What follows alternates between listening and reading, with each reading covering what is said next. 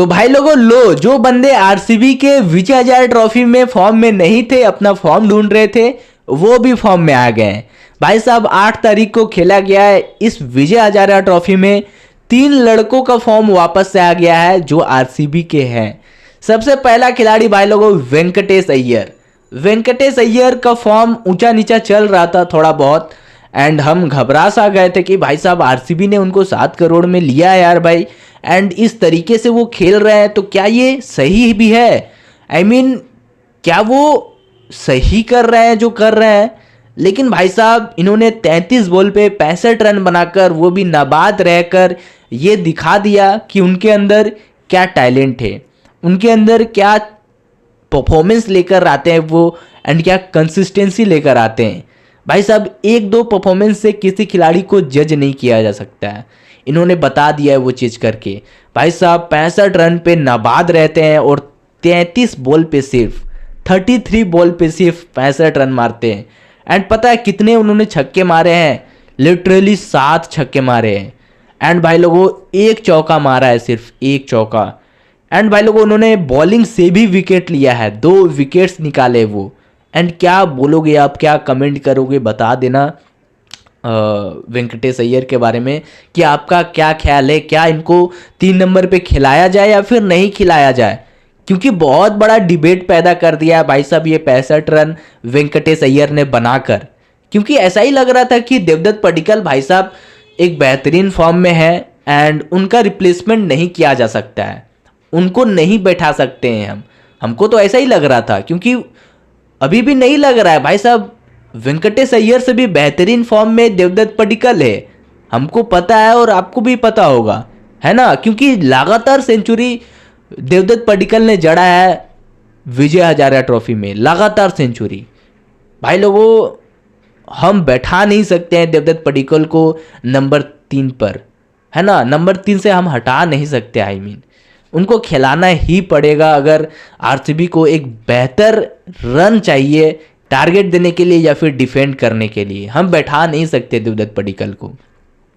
तो क्या हम वेंकटेश अय्यर को बैठा सकते हैं? नहीं बैठा सकते भाई साहब। हम लाए ही इसलिए कि खेले वो प्लेइंग 11 में, लेकिन खेलेंगे कहाँ, ये सबसे बड़ा डिबेट रहेगा।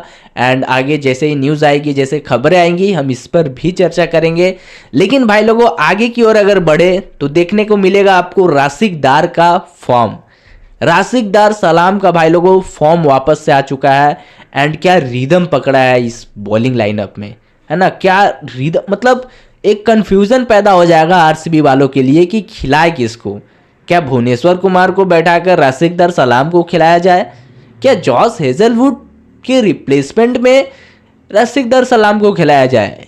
अब आप लोग पूछोगे कि ऐसा क्यों बोल रहे हो भाई, पहले तो कभी ऐसा नहीं बोला। तो भाई साहब परफॉर्मेंस ही इन्होंने कुछ ऐसा दिया है।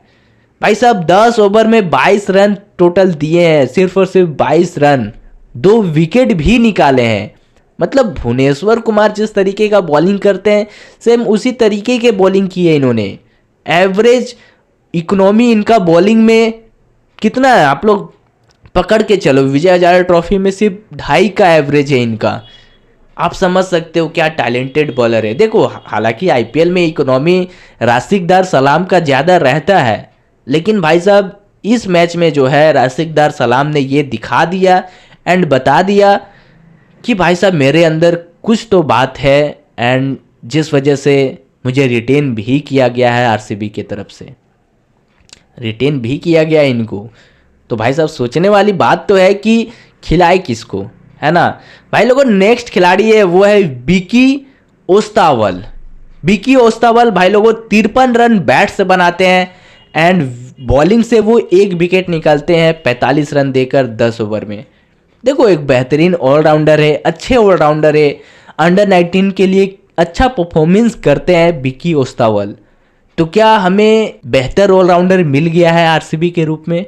भाई लग तो वैसा ही रहा है, क्योंकि देखो ऑलराउंडर एक चाहिए था आरसीबी के टीम में। क्या वो विकी ओस्तावल ही है बेहतरीन ऑलराउंडर? देखो जॉर्डन कॉक्स भी एक अच्छे ऑलराउंडर है, लेकिन इस बार जो है आरसीबी ने ये सोचकर प्लेयर्स को नहीं खरीदा है, आई मीन ऑलराउंडर्स को नहीं लिया है कि खिलाएंगे या फिर नहीं खिलाएंगे या फिर सभी को बैठा कर ही रखेंगे। क्योंकि देखो जॉर्डन कॉक्स भी तो नहीं खेलने वाले हैं, ये चीज़ पता होना चाहिए आप लोगों को। एंड विकी ओस्तावल भी नहीं खेलेंगे प्लेइंग 11 में, तो खेलेंगे भाई साहब कौन? ये सबसे बड़ा सवाल रहेगा। देखो जॉर्डन कॉक्स एक अच्छे इंग्लैंड के प्लेयर है, पावर हिटर है, हार्ड हिटर है, लेकिन जब तक टीम डेविड चोटिल ना हो जाए, जब तक रोमेरियो सेफर्ट को कुछ ना हो जाए, तब तक जॉर्डन कॉक्स नहीं खेल सकते हैं, है ना? एग्री करते हो तो बताना भाई लोगों।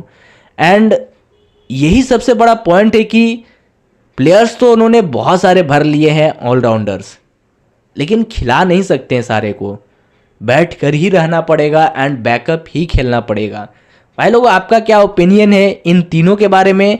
तीनों ने ही अपना फॉर्म वापस से पकड़ लिया है एंड बेहतरीन फॉर्म में है ये तीनों, अपना अपना रिदम पकड़ लिया, इन्होंने फॉर्म में आ गए हैं। अगर इसी तरीके का फॉर्म लेकर वो आईपीएल 2026 में उतरते हैं तो भाई साहब आरसीबी वालों के लिए क्या ही बात रहेगा, है ना? क्योंकि माहौल ही कुछ अलग रहेगा ना कि सारे लड़के फॉर्म में हैं एंड वापस से आरसीबी का कैंप ज्वाइन किए।